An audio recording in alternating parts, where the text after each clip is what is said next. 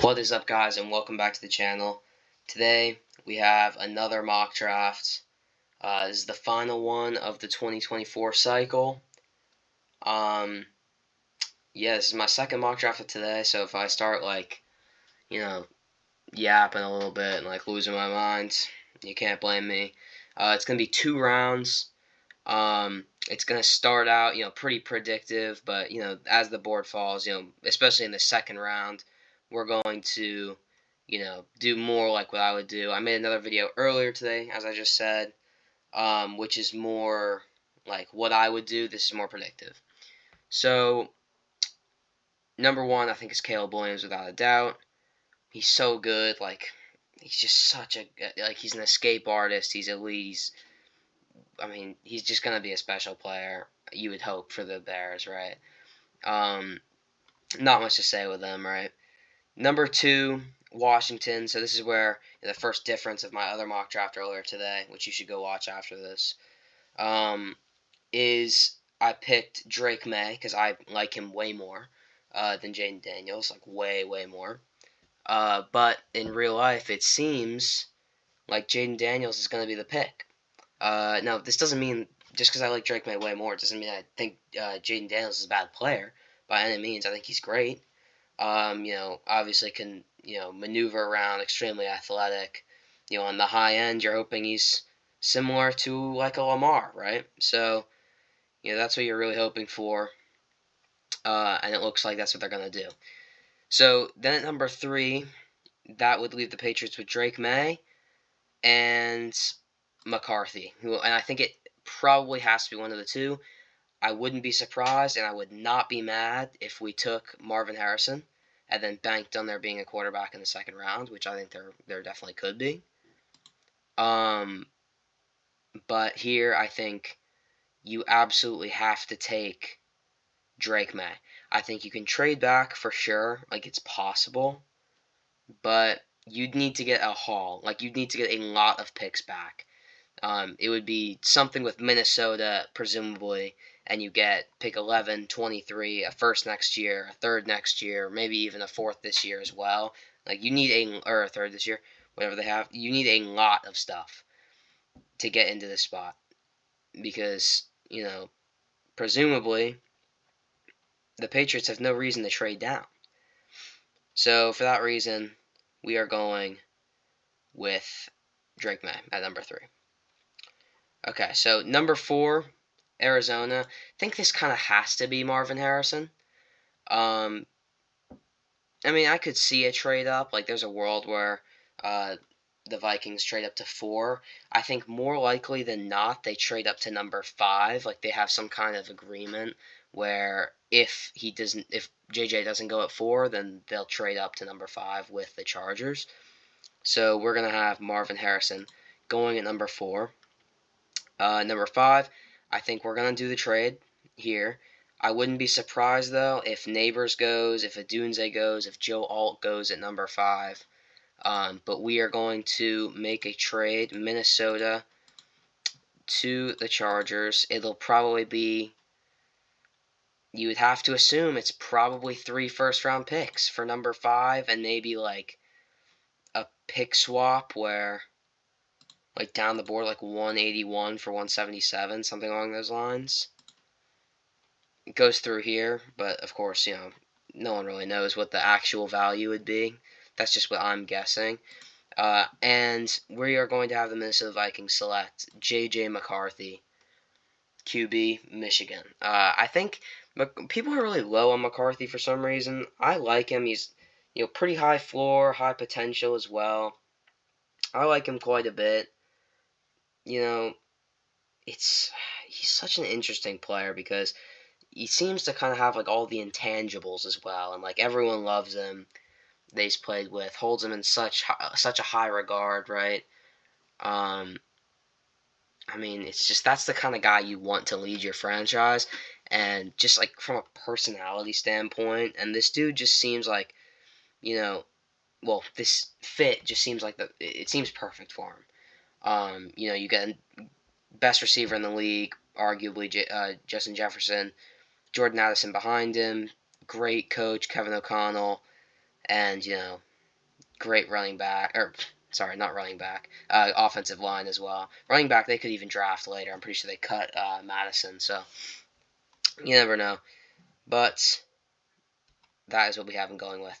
This leaves the Giants in a great spot, I think, because you know Neighbors and Odunze still available. Now it depends what they would want. My guess is that teams value the separator a little bit more, like Neighbors, rather than like a contested catch guy in the Odunze. Now don't get me wrong, like Odunze can separate, he can make people miss. He's a great punt returner, but like true separation, explosiveness, Malik Neighbors is the best in this class, and it's not even particularly close. So we're going to go with Neighbors at 6, and that leaves the Titans in prime position to pick up Joe Alt. Now, this might be a hot take. I don't know. Like, let me know. I don't actually love Joe Alt. Like, I think he's definitely, without a doubt, a great player, right? I just don't know if he's top tier. Like, there's something about like he's like 6'9" or something. When the dude's lining up, he's like got his butt in the air, hands down, and he just like it seems like it would be hard to like get out of that position and actually block. You know what I mean? So I don't know. Really interesting build, right? He's massive, obviously insanely high upside. Would be nice for the Chargers, with Skoronski as well. So I mean, he's a perfect pick for the Titans. I just don't know like if he's that much better than like a J.C. Latham on the other side, for example. Um, I love J.C. Latham, by the way. He might even be my favorite tackle in the draft, but this is pretty like realistic, so not gonna happen here. Atlanta. Atlanta's interesting because they could trade back. This could be a spot where like honestly a team trades up for like Bo Nix or Michael Penix. As weird as that sounds, quarterbacks are valued so high, and since 4 of them have flown off the board in the top 5, I mean it's very possible that they start to kind of come off the board like rapid fire. Um, it's definitely possible. However, that being said, here we're gonna have them stick and pick and go Laiatu Latu out of UCLA. He's so technically sound and such a good edge rusher. Like he's just that guy. I'm almost 100% certain that he will work out in the NFL. So this now obviously puts the Bears in an interesting spot where they have Rome Odunze on the board. They have Jared Verse on the board. I think they just stick and pick, go Rome Odunze. Don't think twice about it. Who better to develop under than Keenan Allen, right? Similar play style. Absolutely love that for them.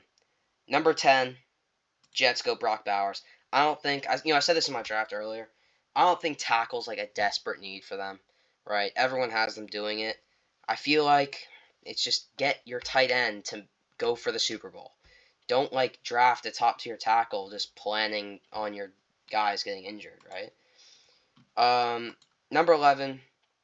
Also, by the way, if it seems like I'm kind of pacing through this right now, it's because this stupid recording like gave out on me, so I'm like redoing it, and it's driving me insane.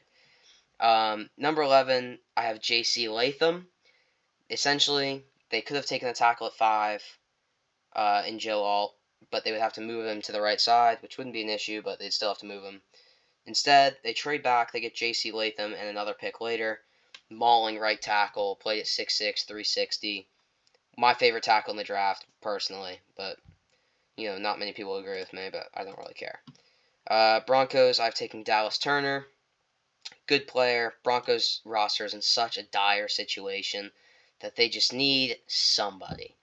And Dallas Turner is somebody. He's a great player for Bama. Is what it is. Raiders. Raiders are always interesting. I'm going to have them go Olu Fashanu. Just get a nice left tackle. Maybe the highest floor of an offensive lineman in the entire draft. Besides, maybe Joe Alt, but actually, no, I'd take Fashanu over Joe Alt right away.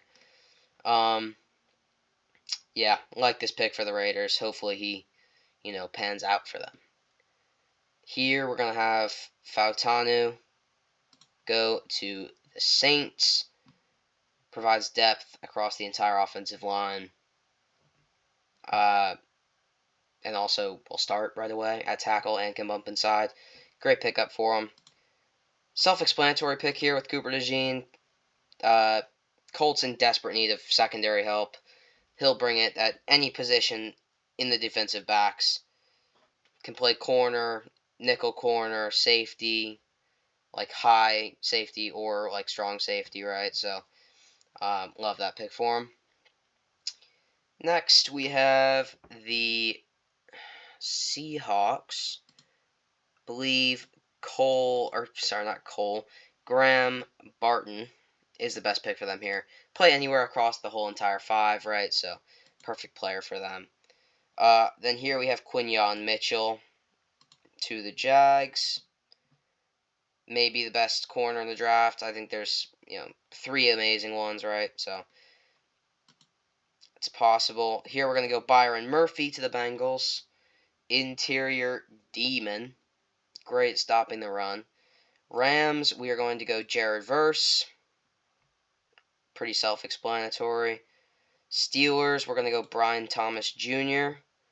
Dolphins, we're going to go with Fuanga. One of the best corners in the draft is still available, Terrion Arnold. We're going to go to the Eagles. Number 23, love this trade down for the Chargers, right? They can still pick up Adonai Mitchell at 23. 24 is interesting, but ends up just being Amarius Mims almost every single time. Such high potential. Really love it for the Cowboys. Packers here, really interesting. I have had them a few times go Jackson Powers Johnson. Could be Tyler Guyton, I wouldn't mind. At all. Decent chance they go corner, though. In fact, that's what we're going to do. We're going to go Nate Wiggins at number 25. Number 26, we are going to go with Chop Robinson. High potential edge rusher. Just needs to work on power moves, right? And then we have the Cardinals, who I think Kool-Aid McKinstry just falls straight into their lap. Bills, I think this has to be a receiver, right? So we're going to go Ladd McConkey. Really technical route runner. Absolutely love it. For them, the Lions are such a weird team always, but Johnny Newton falls to them here. Such a snatch-up pick for them. They'd make this in a heartbeat. You have 10 minutes for each first-round pick. I reckon they make this in 2, right? Here we're going to have Tyler Guyton to the Ravens. Then we're going to have Jordan Morgan. Actually, no, we're not. Change my mind. We're going to go Jackson Powers Johnson to the Niners. He can start at center right away, and he can play guard right away. So I think it's perfect for them. Then here we're going to go receiver, Xavier Worthy, to close out the mock draft. I hope you guys enjoyed the video. It's a little bit choppy and pretty short because this recording crashed out on me 3 times. It's unreal stuff. There's more deep depth analysis on these players in the other mock drafts. I just had a 45-minute video which is up. So, for more in-depth stuff, you can go look at that. But yeah, here we go. This is basically the predictive mock up until I don't know, pick I don't know. It kind of starts to get a little bit unrealistic. I don't know. I like this draft. I think this definitely very well could happen. I guess down here, third page, it starts to get a little bit, Fuanga maybe doesn't make it this far. Same potentially with Terrion Arnold. Don't know. But hope you guys enjoyed the video, and I will see you next time.